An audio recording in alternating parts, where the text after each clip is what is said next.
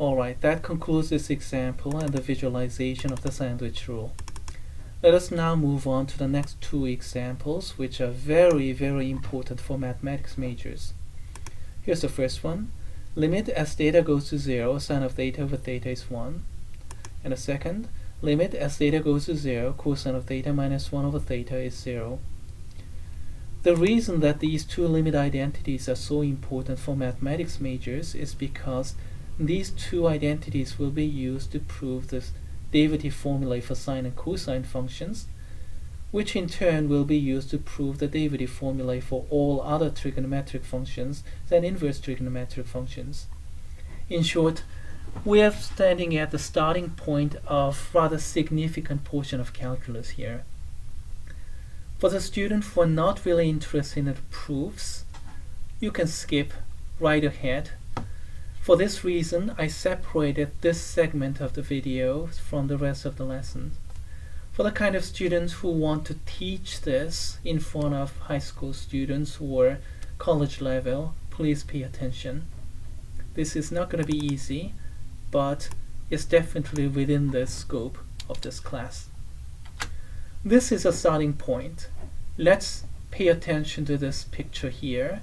We have blue sector AOB, in which we have a inscribed triangle AOB given by this chord AB, and then we have a larger triangle AOD where the other two pictures are inscribed.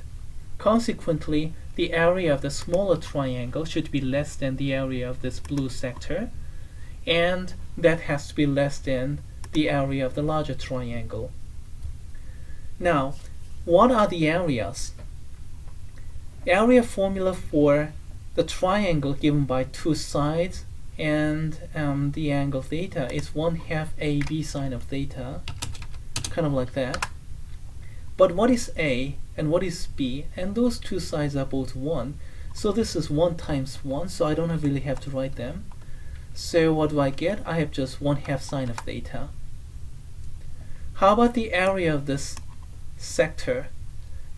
Similar, 1/2 r squared theta is the area formula of a sector when theta is given as a radian measure.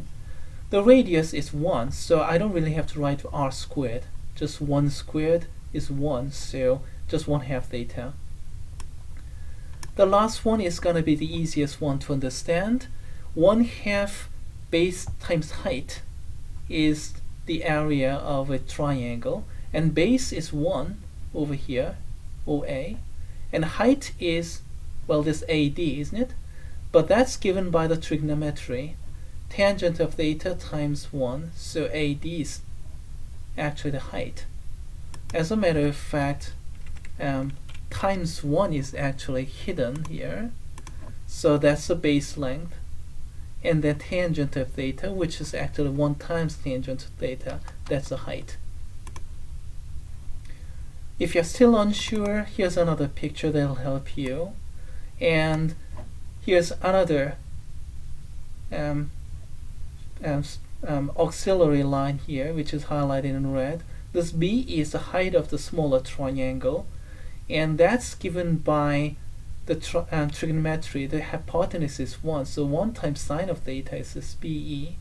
So AO, which is the base length, and the height BE times 1/2 will be the area of the smaller triangle. That's 1/2 AO times this BE is the same as OB sine of theta, or 1 sine of theta. Eventually I end up with 1/2 sine of theta. Okay, I hope this picture and this conclusion sunk into everybody, and let's move on to the next step.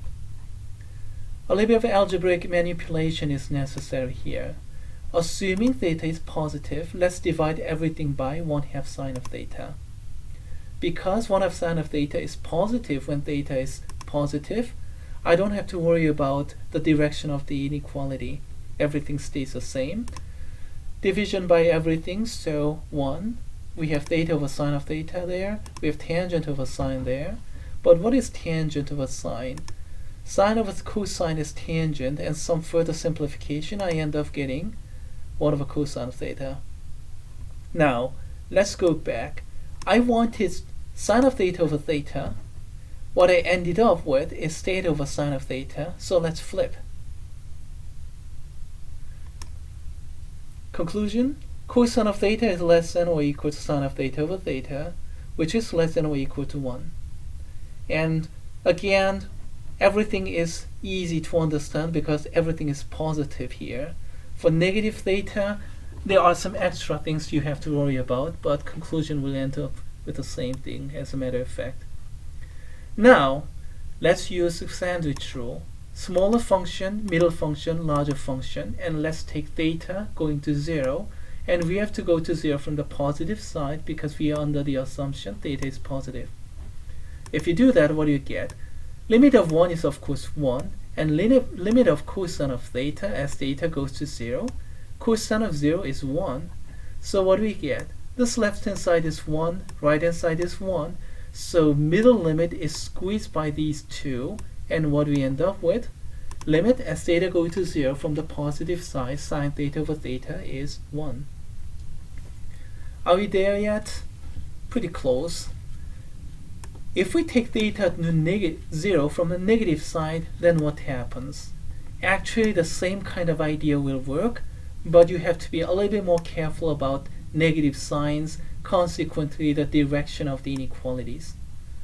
And of course, this picture has to be adjusted a little bit because theta is negative, so instead of going over to first quadrant, the angle should go down to fourth quadrant, and B and D will be around here where my mouse is hovering around here.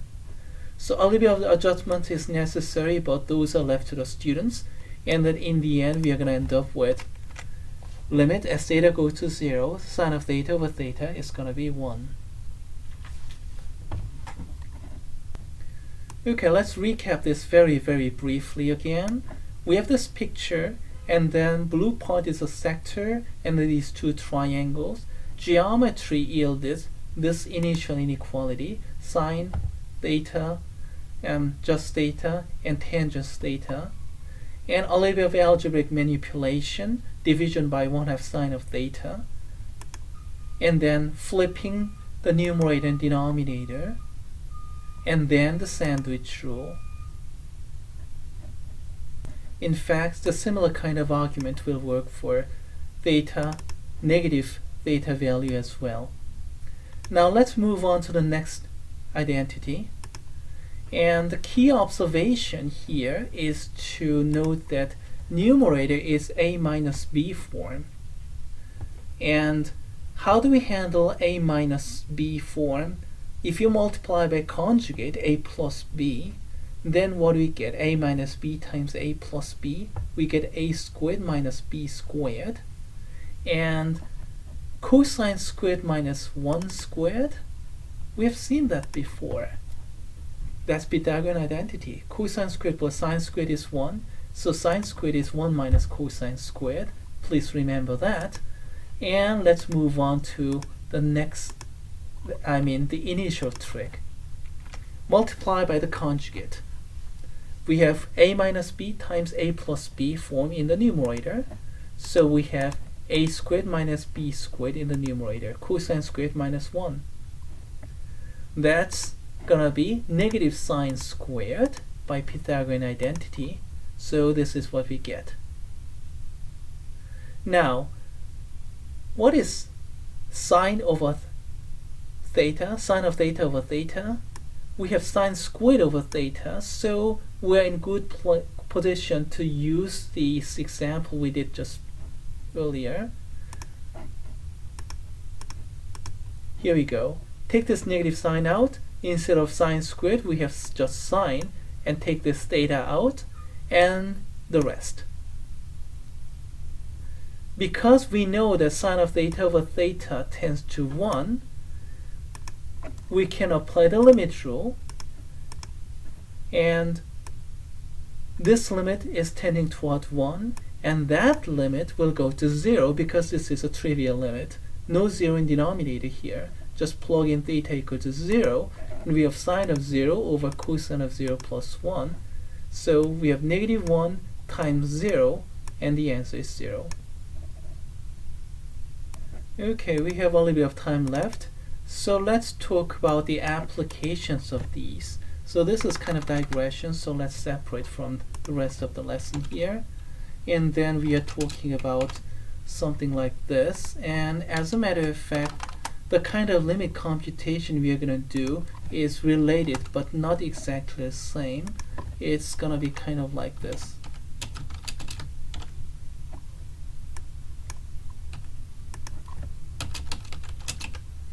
And we'll have to do this kind of limit computation. And this quotient here is called Newton quotient, and it's practically a backbone of calculus. We're going to talk about what this is in the next part of the lesson. But here, this is just a digression or preview. Let's talk about how to use these two. So, what's the first step? We can apply this sum and difference identity to the sine function. The sine of x plus h can be written as sine of x plus times cosine of h plus cosine of x times sine of h using the sum and difference identity. And then what? We're going to separate the h part and x part. We're going to separate this, let's see, sine of h over h is going to go to 1. So we're going to do a little bit of algebraic manipulation here. So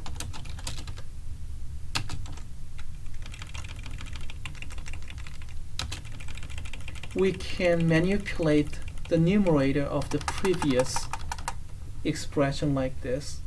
Change the position a little bit, nothing really fancy. Basically what I did is sine of x part on one side and cosine of x part on the other. And why did I do that? Well, that's going to be answered in the next step. Here we can factor sine of x out. Then what do you get? We get sine of x times cosine of h minus 1. And then in the right hand side, well, everything is there already. So let's just separate the numerator. Bear with me just a moment.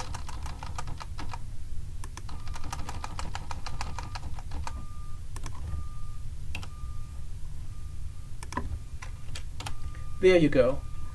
The previous expression and that expression are the same. All I did was to manipulate the inside of the parenthesis of previous expression a little bit by factoring sine of x out. And then what do you get? We have cosine minus 1 over h. Cosine of h minus 1 over h.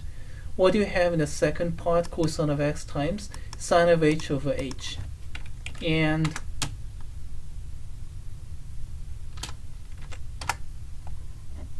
this step may be totally unnecessary, but I have a little bit of time, sufficient time left, and also I can always copy and paste.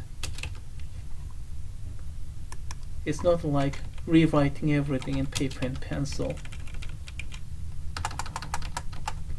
So let's do that.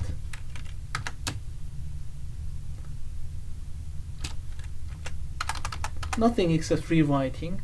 Now, what is this cosine of h minus 1 over h? Because of this example 2.10, that's going to 0, isn't it? So this whole thing, this goes to sine of x times 0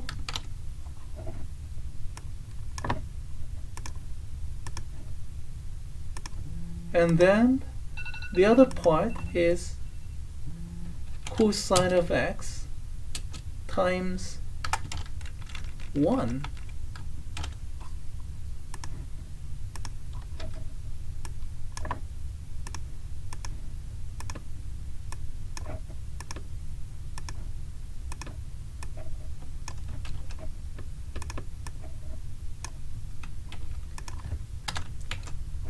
Final conclusion, we have cosine of x. It'll turn out this is a full proof of the derivative formula for sine function. We can do something similar for cosine function, but this was preview anyway. We're going to do that again later.